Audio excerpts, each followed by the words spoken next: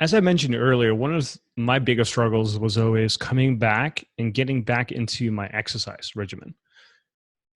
Whenever I would travel, I would get into this mindset of, okay, I'm in a different city. I can do whatever I want. I don't have to work out. I can actually enjoy my life for once and then skip exercise, eat whatever I want. And then by the time I come home, I will get back into it, right?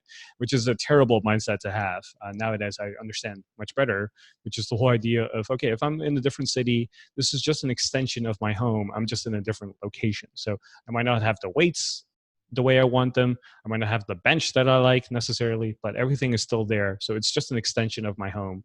So I can do that differently.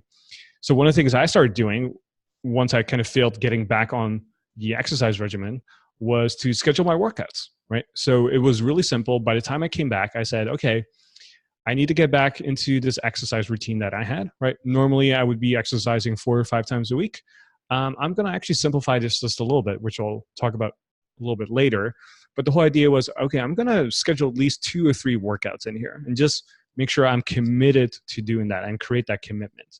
And I love your suggestion earlier, Brooks, which was, well, it's a choice that I'm making right now. And by the time that comes, I can still opt out if I decide not to do that, right? Because it's still a decision that I have to make. But at least I'm not leaving it up in the air anymore, right? Because if I come back and I say, okay, I'm going to exercise again, oftentimes that will just never happen. So if you've made that mistake, like myself, try to schedule whatever you're trying to do. So whether that's a writing routine that you had, an exercise routine, planning something. A lot of times people always ask us about, how do you do strategic planning? Or maybe you have a weekly review that you like to stick to.